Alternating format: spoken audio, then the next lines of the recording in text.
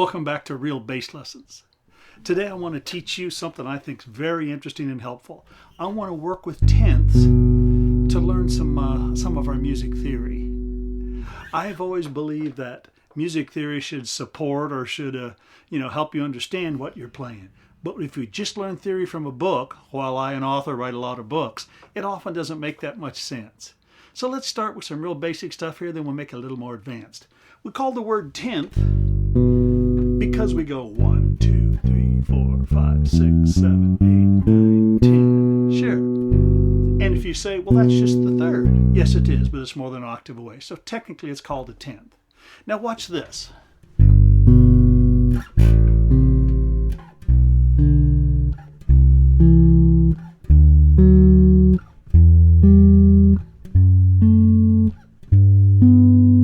Sure, I played every note in the major scale and I harmonized it a tenth above.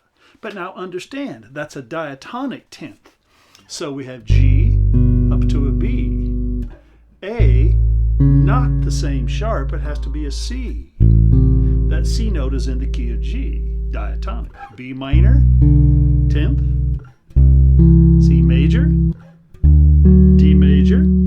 It's an E minor tenth because of that G natural. It's not a G sharp. F sharp minor, technically it's F sharp minor 7 flat 5, but it does have minor, so there's the minor tenth. And then the major. Let's do it in time a little bit. Get your bass out and play along with me. A 1, a 2, a 3, 4. 1, 2, 3, 4.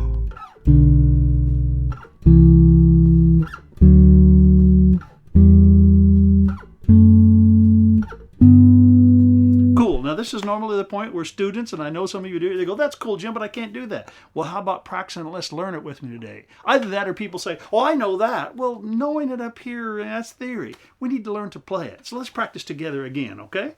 A 1, 2, a 3, half notes.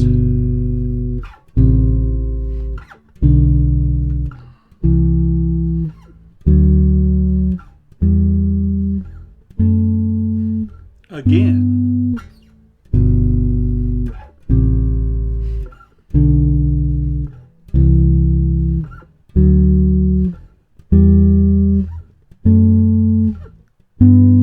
Cycle of fourths. Next move, next chord key center would be C. I'm going to jump down an octave.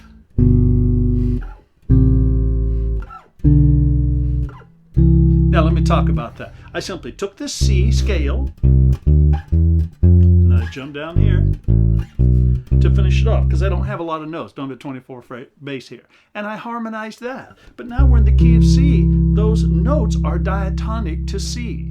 It's exactly what I did in G, but of course it will be some different notes. Major, minor tenth, minor, major, major, minor, minor, and major. Let's do that on C a few times. Play with me. 3, 4.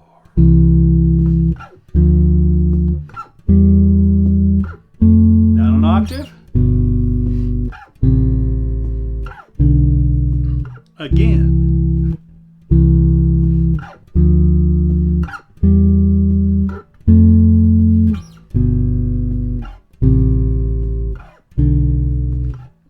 Cycle of fourths. Next key center is F major. 3, 4.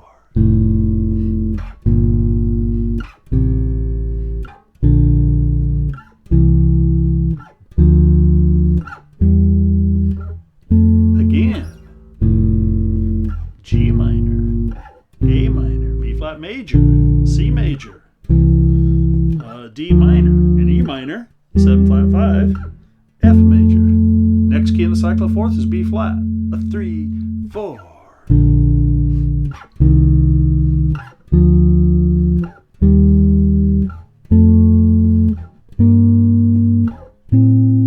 Ooh, I have enough frets for that one. Let's do it again. 3, 4.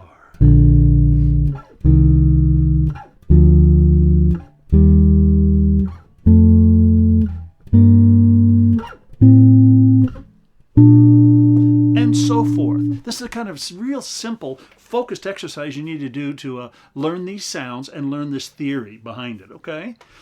It's all about focus practice. Jamming just, I know that's fun, but that don't make it. We have to have a specific thing we're going to work on, and then we work on it. And even if we have to slow it down, or if it's so frustrating we can only spend a few minutes, only by focusing on a specific repetition of a physical activity will you become good at it, will become fluent.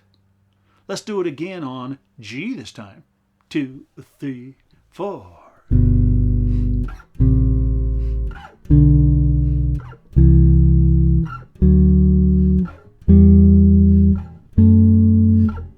Let's go back down. 3, 4.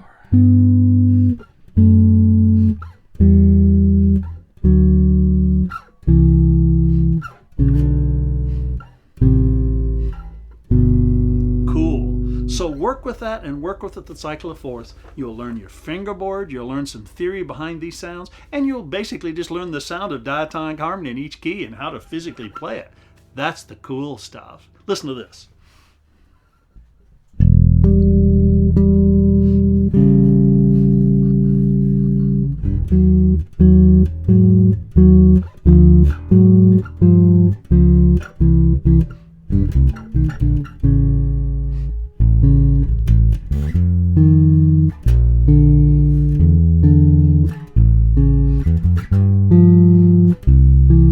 These sounds, they're just beautiful. So I was just screwing around, I wasn't playing a song. Cool. Now let's go to the next part I want to teach you, which is some more theory, but playing it on the bass, and that is some harmonics. Everybody loves harmonics, and Jocko killed us all when he came out. And actually, those notes that Jocko played, they were on the bass forever. He just figured them out and learned to and practiced them to play them real well. Now today, everybody plays harmonics. But the biggest challenge for those of us who are trying to learn it is, where do we start? There's all sorts of stuff. Sure, we've heard that. We've heard something like that.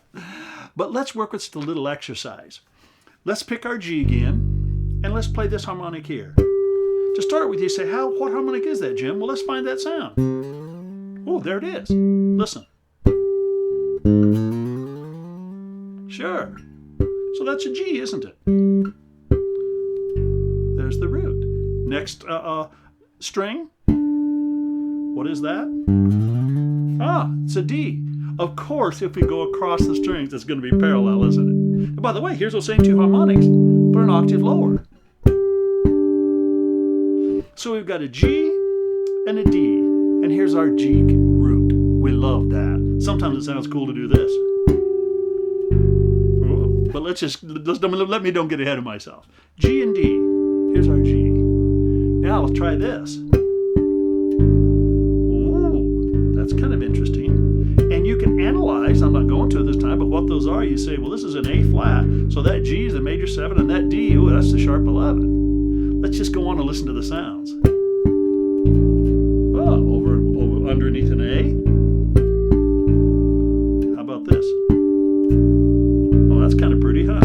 What is that? Well, a G to our B flat tonality, that's a 13 or a 6, isn't it? And our D, that's the 3rd. So it's just a 6 chord. How about this one? Oh, nice. How about this one? Oh, cool. Over a C. Where are we at? C sharp? Ooh, some of them are pretty tensionful, and you can figure out what those tensions are. I just want you to hear the sounds. What is that now? G compared to E flat, well, that's the 3rd. D compared to E flat, well, that's the major 7. Sure. Ooh, nice. Good old E minor with the 3rd and the 7, huh? Nice.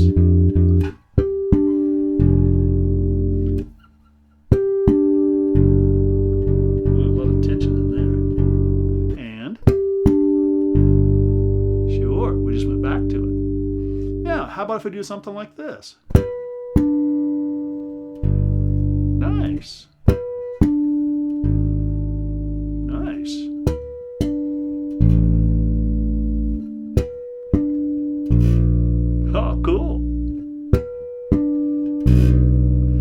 can you see what I'm doing here? Because we changed our harmonics, obviously some of our bass notes we play is going to create a different type of tension.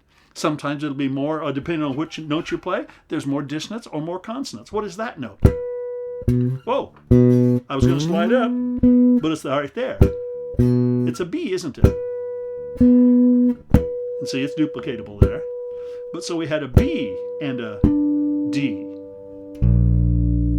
Ooh, with a B flat. How about a B and a D and a C?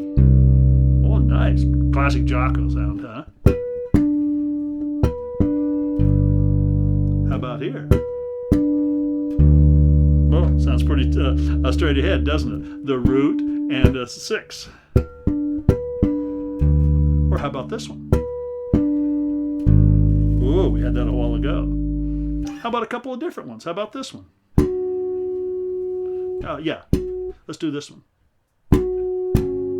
Cool. Nice. What is that note? Oh, that's an F sharp, isn't it? Just real high, and that would be a C sharp then, wouldn't it? Sure, so F sharp and C sharp against our G, major 7 and sharp 11 again. Ooh.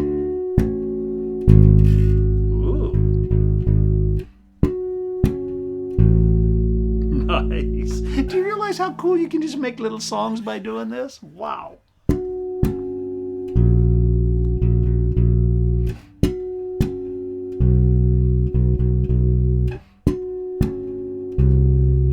By the way, when I first heard that Jocko record, like everybody else, it just flipped me out. I couldn't believe those notes were all coming from bass. So I started figuring it out when people started saying it's just these little notes here, and then there's these ones in between the frets and all that kind of stuff. Long before I could even understand, how to spell a freaking chord, I was working on those sounds. I was going, ooh, I like that.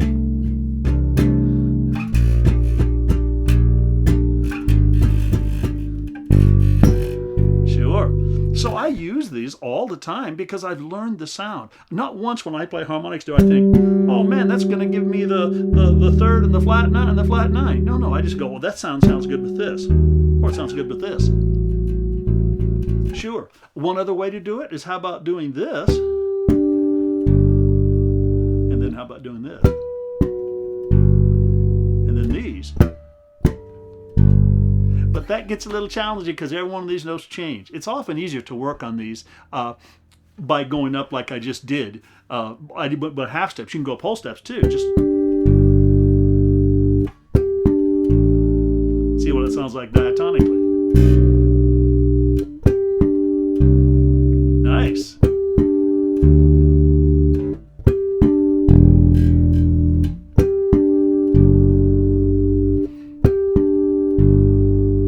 Very cool. How about these diatonically? What I mean by diatonically is I'm going up a G major here now.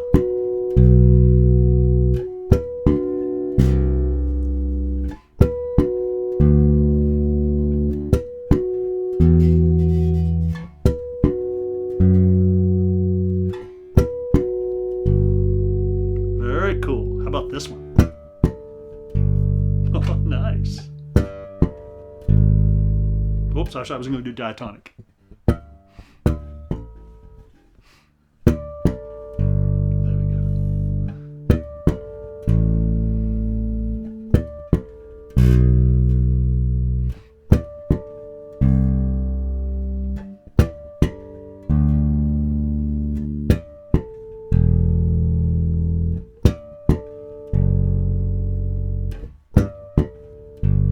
Outstanding. You'll learn very quickly if you just work with a couple of them over and over and start looking for what sounds good against it. You'll learn very quickly which sort of which little patterns. Oh, this sounds good with that one. This sounds good with that one. Yeah, it's very easy to see the relationships once you start doing it. It's a big, big topic if you sort of delve into it from the theory end of it. But if you'll just start playing with some of the sounds, you'll make some beautiful music.